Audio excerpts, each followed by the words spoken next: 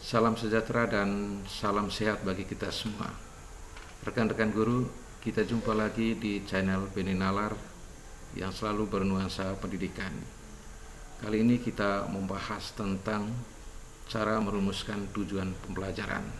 Sebelum nonton video ini lebih lanjut, jangan lupa like, komen, subscribe, dan share sebanyak-banyaknya.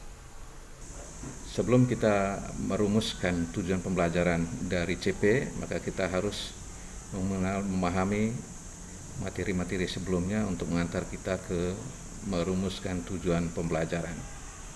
Tujuan pembelajaran dirumuskan dalam bentuk kompetensi spesifik, aktual, dan terukur sesuai yang diharapkan terjadi, dimiliki, atau dikuasai peserta didik setelah mengikuti kegiatan pembelajaran tertentu. Dalam penyusunan tujuan pembelajaran merupakan juga tahapan penting dalam rangkaian pengembangan desain pembelajaran. Dalam penulisan tujuan pembelajaran harus memuat dua komponen penting. Pertama, kompetensi, kedua, lingkup materi.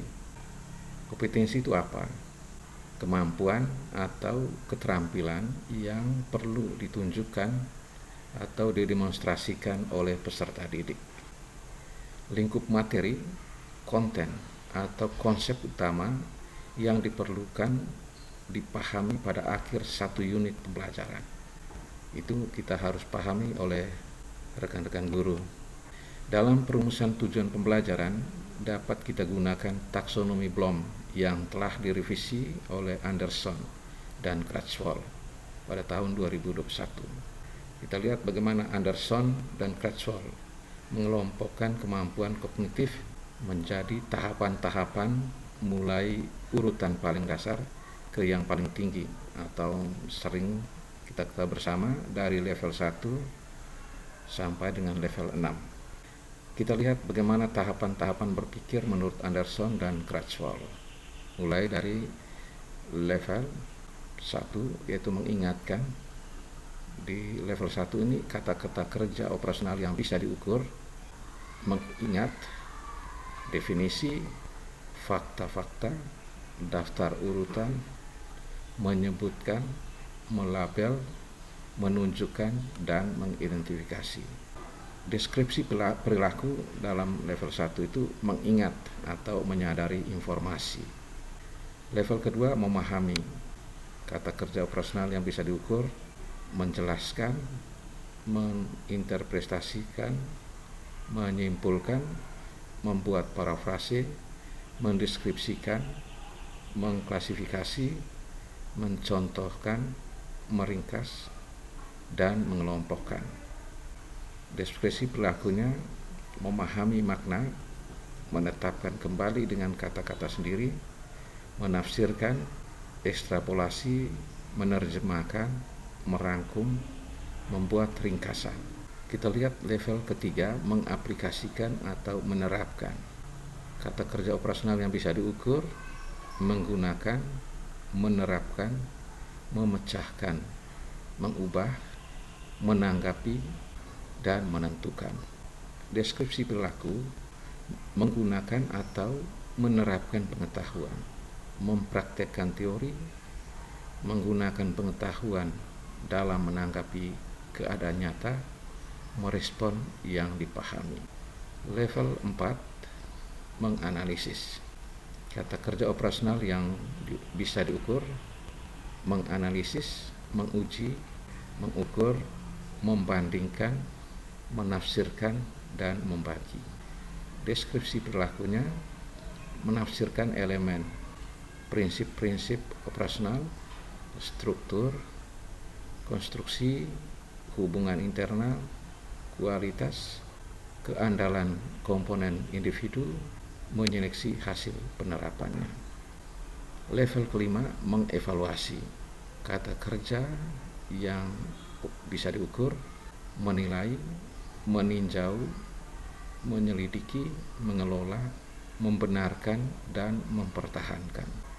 Deskripsi perilakunya menilai efektivitas seluruh konsep dalam hubungannya dengan nilai-nilai output, khasiat, kelangsungan hidup, berpikir kritis, perbandingan strategis dan review, penghakiman yang berkaitan dengan kriteria eksternal, mengontrol. Level ke-6 menciptakan kata-kata kerja operasional yang bisa diukur, merencanakan, merevisi, mengembangkan, membangun, mengintegrasikan, dan memodifikasi. Deskripsi perilaku, mengembangkan struktur, unit baru, sistem, model, pendekatan, ide-ide, berpikir kreatif, operasi. Ini tingkatan level mulai dari level 1 sampai dengan level 6 yang diambil dari Anderson dan Kratzford. Rekan-rekan guru di mana saja berada, setelah kita memahami kata kerja operasional, maka kita bisa merumuskan tujuan pembelajaran yang diambil dari CP. Pada kesempatan ini kita mengambil contoh mata pelajaran pendidikan Pancasila, fase A, kelas 1 dan kelas 2. Tentunya kita ambil CP yang terbaru, itu keputusan Kepala Badan Standar Kurikulum dan Asesmen Pendidikan Kemendikbudristek nomor 033/H/KR/2022 tertanggal 7 Juni 2022 tentang capaian pembelajaran. Rekan-rekan guru, kita melihat bagaimana cara merumuskan tujuan pembelajaran dari CP yang kita pelajari pada hari ini, yaitu dari pendidikan Pancasila. Kita tahu bahwa di dalam pendidikan Pancasila, mata pelajaran Pancasila itu ada 4 elemen. Itu Pancasila, yang kedua Undang-Undang Dasar 1945, yang ketiga Bhinneka Tunggal Ika, yang keempat Negara Kesatuan Republik Indonesia. Kita ambil elemen 1, Pancasila, dan capaian pembelajaran, peserta didik mampu mengenal dan menceritakan simbol dan sila-sila Pancasila dalam lambang negara Garuda Pancasila. Peserta didik mampu mengidentifikasi dan menjelaskan hubungan antar simbol dan sila dalam lambang negara Garuda Pancasila. Peserta didik mampu menerangkan nilai-nilai Pancasila di lingkungan keluarga dan sekolah. Ini CP yang kita ambil dari pusat. Lalu kita berdasarkan petunjuk tadi bahwa di dalam merumuskan ada 2 hal yang kita perhatikan, yaitu kompetensi dan lingkup materi. Kompetensi apa yang ada di dalam CP tadi yang nanti anak akan bisa kuasai. Yang diharapkan yang pertama itu mengurutkan, mengenal, menjelaskan. Yang keempat, mengidentifikasi, mencontohkan, menuliskan, mendeskripsikan, menceritakan, menentukan, dan menerapkan. Semua kompetensi ini itu kita ambil dari CP tadi, capaian pembelajaran. Kita lihat kembali ke depan, terutama tadi di dalam level 2 tadi ada menerapkan, ada memahami, ada mengenal. Lalu setelah kita menemukan kompetensi yang ada di dalam CP tadi, maka kita melihat lingkup materi yang ada di dalam CP itu. 1. Bunyi dan simbol-simbol Pancasila. 2. Makna sila-sila Pancasila. 3. Menceritakan contoh pengamalan Pancasila sehari-hari. Yang keempat, nilai-nilai Pancasila dalam keluarga dan sekolah. Setelah kita menemukan, menentukan kompetensi dan lingkup materi, kita lanjut dengan bagaimana kita merumuskan tujuan pembelajarannya. Yang pertama, B1.1. Ini kode bisa ditentukan oleh sekolah berdasarkan kesepakatan. Ini bukan panduan resmi, tetapi sekolah wajib menentukan kode ini. B1.1 artinya P itu Pancasila. Satu yang pertama itu adalah elemen, satu yang kedua adalah tujuan pembelajaran. Tujuan pembelajaran pertama itu mengenal bunyi dan simbol-simbol Pancasila dalam lambang negara Garuda Pancasila. Tujuan pembelajaran kedua P.1.2 itu bisa diartikan elemen Pancasila, elemen 1, dan tujuan pembelajaran yang kedua mengurutkan bunyi dan simbol-simbol Pancasila dalam lambang Garuda Pancasila. Tujuan pembelajaran yang ketiga yaitu P.1.3 mengidentifikasi aturan yang berlaku dalam kehidupan sehari-hari di rumah dan sekolah. P.1.4 mencontohkan tentang kegiatan sesuai dengan aturan yang berlaku dalam kehidupan sehari-hari di rumah dan sekolah. P.1.5 mengidentifikasi keberagaman karakteristik di rumah dan sekolah. P.1.6 menceritakan pengalaman kebersamaan dalam keberagaman kehidupan individu di rumah dan sekolah. P.1.7 mengidentifikasi bentuk kerjasama dalam keberagaman di rumah dan sekolah. P.1.8 menuliskan cerita tentang pengalaman kerjasama dalam keberagaman di rumah dan sekolah. Rekan-rekan guru, kita lihat lebih lanjut. P.1.9 menjelaskan hubungan antara simbol dan sila dalam lambang negara Garuda Pancasila. P.1.10 menuliskan hubungan gambar pada lambang negara dengan sila-sila Pancasila. P.1.11 mengidentifikasi aturan dan tata tertib yang berlaku di sekolah. P.1.12 menuliskan cerita tentang kegiatan sesuai aturan dan tata tertib yang berlaku di sekolah. P.1.13 mengidentifikasi jenis-jenis keberagaman karakteristik individu di rumah dan sekolah.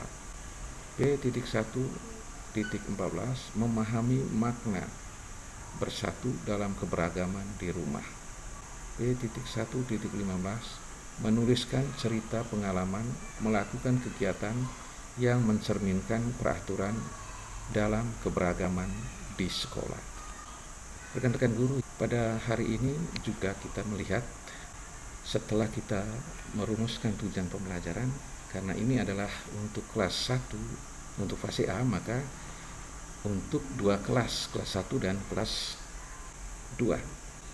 Tujuan pembelajaran yang kita sudah bentuk, yang telah kita rumuskan, tiap kelas pada fase A itu pada semester ganjil.